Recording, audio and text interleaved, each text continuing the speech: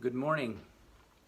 Well, we're on a new adventure here this morning and trying some new techniques here. Hopefully it works. Would like some feedback as if, the background's too bright for you. If it's a strain, if you're viewing this, we can find another setting. But anyway, sure miss everybody and look forward to seeing you in person as soon as possible. I want to share with you a different take on Easter this morning. It's really not about the resurrection of Jesus. It's not about him coming back from death. What it is about is a raising of consciousness, raising our consciousness to a higher level and greater spiritual truth. In this day in which we live, I think we're better capable because of the challenges the world of humankind faces than ever at appreciating the necessity and the importance of higher consciousness. A couple of things I'd like to point out. Jesus didn't push against or defend himself against his accusers and what was happening to him. When Pilate came to him and said, "Don't you have anything to say in your defense?" He didn't say anything. And out of frustration, because Pilate could see that this person was really innocent, Pilate said, "Don't you know I have the power to release you?" Jesus said something that's profoundly from a divine understanding, and that is, you have no power except that which the Father gives you. And in this case, I would say that which Spirit has brought forth. The Spirit brought Jesus to this point. And it wasn't out of the traditional sense of Savior. It was so that he could help prepare us when we face those kinds of challenges. Now, it's pretty profound, the things that he did say before his death.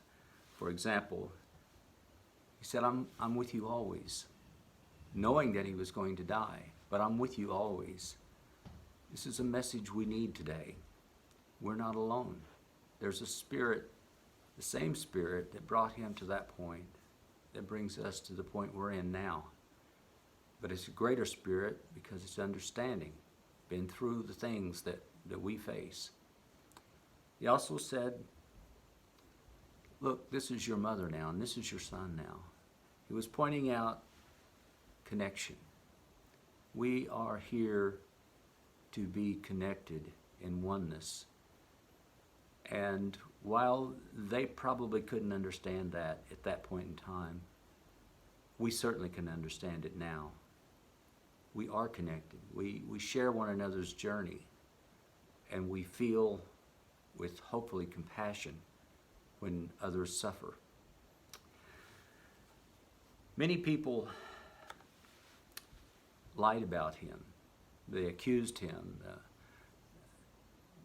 They beat him. They did horrible things and ultimately killed him. And it does tend to provoke anger to know that an innocent person could be treated in such a manner. But who were these people? These people were the leaders of his day and time, the leaders of his culture. These were the people that should have been caring, loving, supportive, understanding, serving. And yet these were the very ones that were punishing him. Does that sound familiar in this day and time? I'm afraid it does. And so,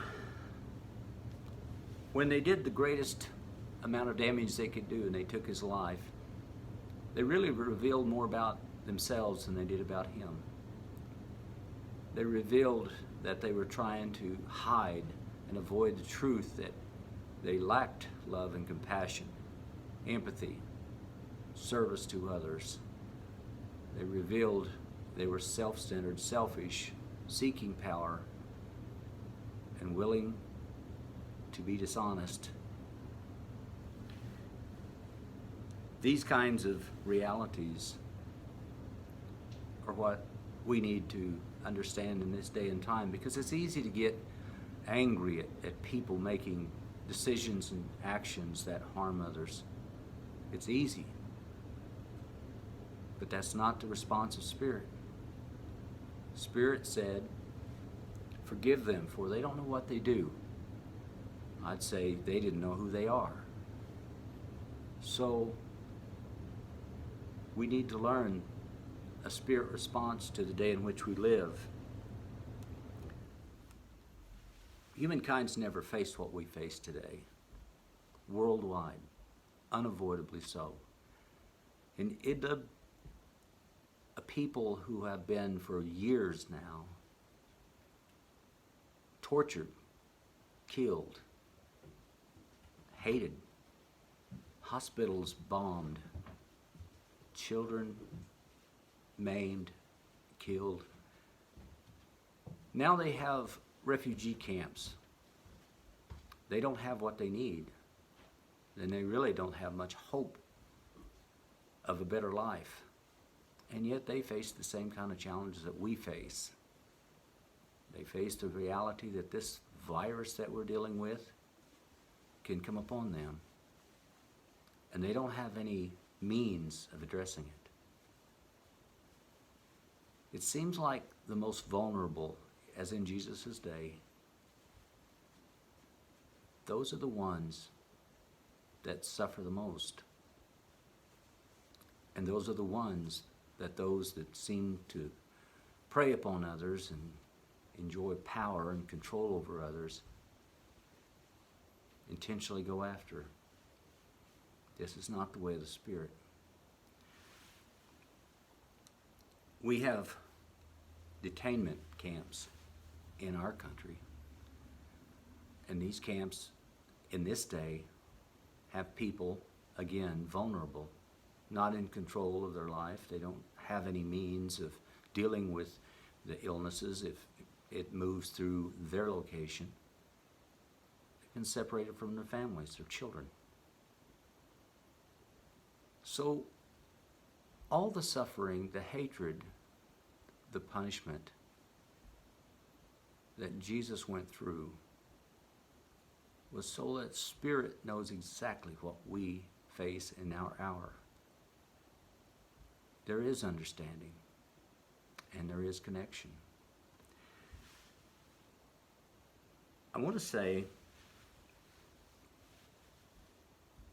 it's not without hope and it's not without beauty. There is resurrection, but the resurrection is this. It is raising us to a higher appreciation of love. It's a higher consciousness of Spirit. And we see more than we can count examples of people embracing this, manifesting this. One such beautiful expression was shared recently through Julie Donovan. Known her for years, but I've never seen her radiating with such depth and spiritual consciousness as she is right now, in singing and in sharing with the world her spirit, her growth. It's amazing. It's beautiful, and that's what this moment brings us to. We could be fearful. We could be self-centered and just trying to hang on to the past. But so many people have let go of so many things they thought were relevant, necessary, and have asked the questions, what can I do? Making masks, making posters, and celebrating people by expressing love. The examples are without number. And that's our opportunity. The real resurrection is within us. When we learn the beauty of loving on a higher level.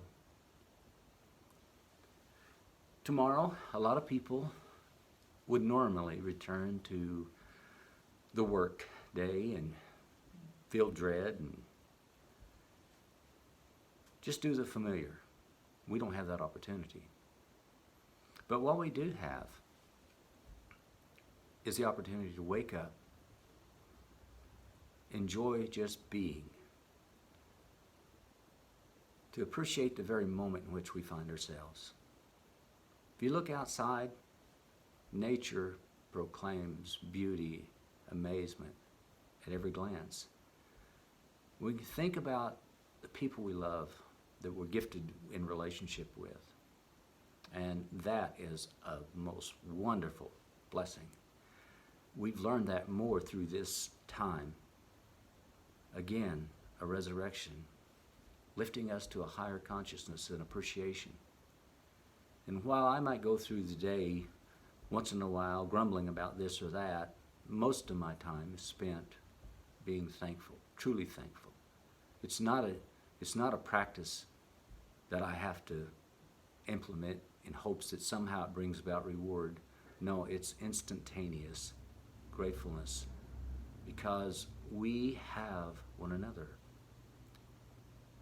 We're not alone. Jesus said, I'll be with you to the end of the world. That spirit, that divine spirit that he spoke with through is in you, is in me. But it's more fully in you and me now because of what we're going through and what we experience in our journey of love and life. It's more than it ever has been. And that's something to celebrate. Don't know where this thing is going, what the outcome is, how to navigate it necessarily, but every day we all see acts of love and service and oneness. And we don't hear the divisive talk out of the majority of people that was so prevalent. Maybe, just maybe, there's much more talk about love than difference. Don't worry, we're going to be okay. Keep loving, living, sharing, being creative. You're a divine being, and you are loved. Thank you.